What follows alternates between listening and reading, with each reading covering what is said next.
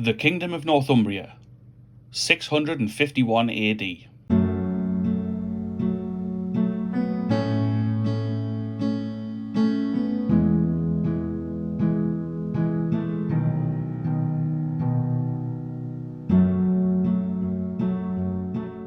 Welcome to part 2 of our series looking at the life of Saint Cuthbert. To see what you missed in episode 1, please see the link in the description or go to the channel and find the Saint Cuthbert playlist. In part 1, we left Cuthbert as a young man, having briefly examined his birth and origins. Granted, there's very little reliable information available on the subject, so some conjecture and interpretation was required. I suggested Cuthbert was of a noble birth, and I remain convinced that was his station. Before we get started with the video proper, here's a brief word on 7th century Christianity in the Kingdom of Northumbria.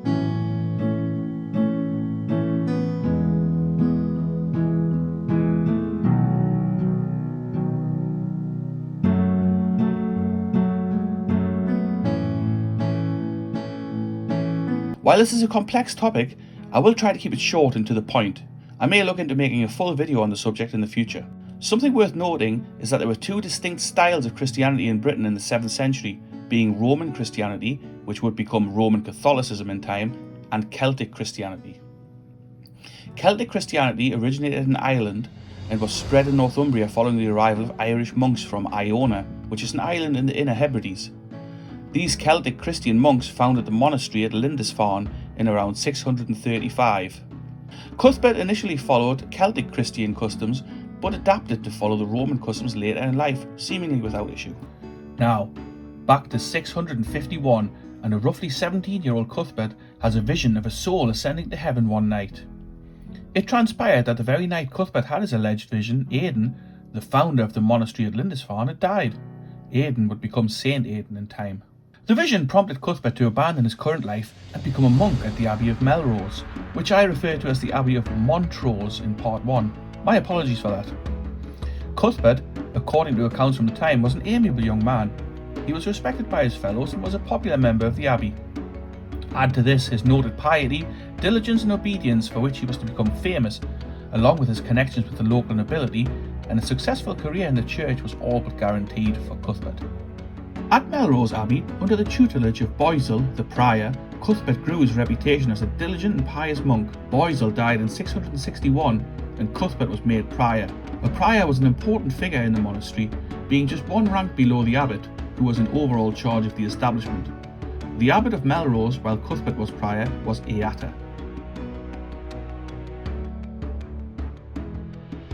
At just 26 years of age, this was a great achievement for Cuthbert, and this once again seems to affirm the notion that not only was Cuthbert well liked and respected, but that he may also have had strong connections to people of influence owing to his noble family connections.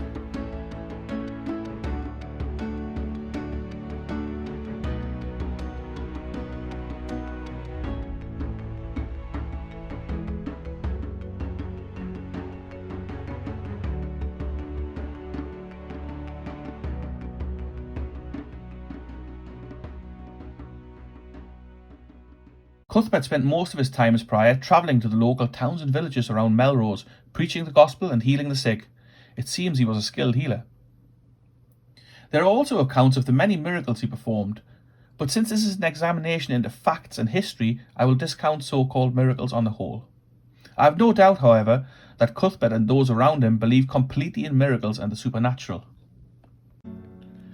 When Alchfrith, please excuse any error in the pronunciation of the names involved here, who was king of Dara, that being a region within the Kingdom of Northumbria, founded the new monastery at Ripon. Cuthbert was assigned as the Prepositus Hospitum, the guest master of the abbey, with Eata becoming the temporary abbot.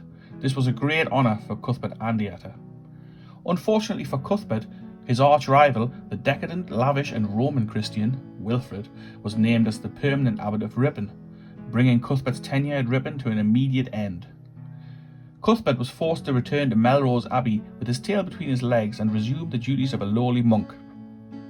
When in 664 a great plague struck the region, Cuthbert and many members of the abbey became desperately ill. While Cuthbert recovered, the prior did not.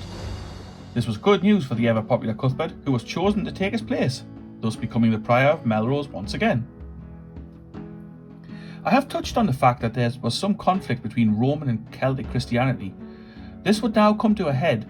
At the Synod of Whitby in 664, the King of Northumbria decreed that the clergy were to follow the Roman ways and Easter was to be calculated using the Roman Christian calendar.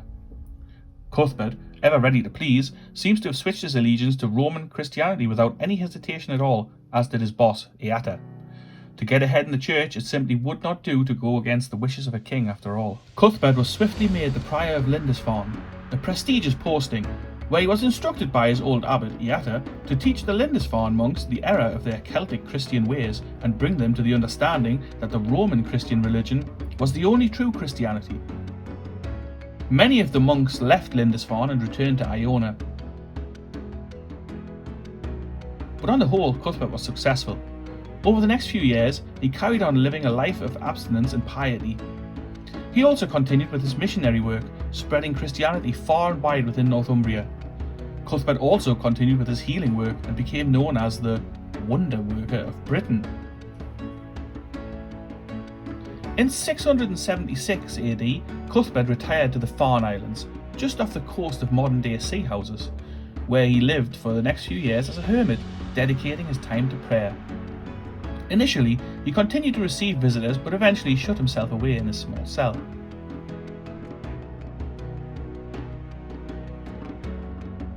In 684, Cuthbert was elected as Bishop of Hexham, but he was most reluctant to leave his hermitage and take up his new office.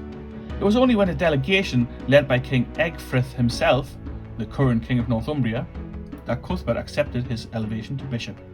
But he would only consent to becoming Bishop of Lindisfarne, a post currently held by Cuthbert's old friend Eata.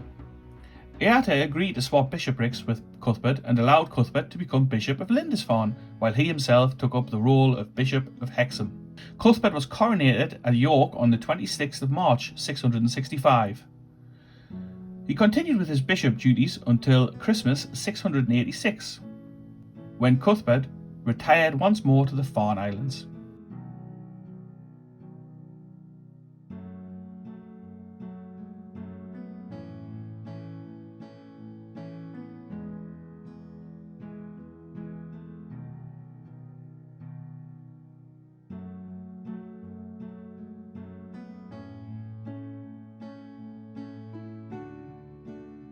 He died on the Farne Islands following an unknown painful illness on the 20th of March 687 at around the age of 53. This was not the end of Cuthbert's story, however. We will have more in part 3.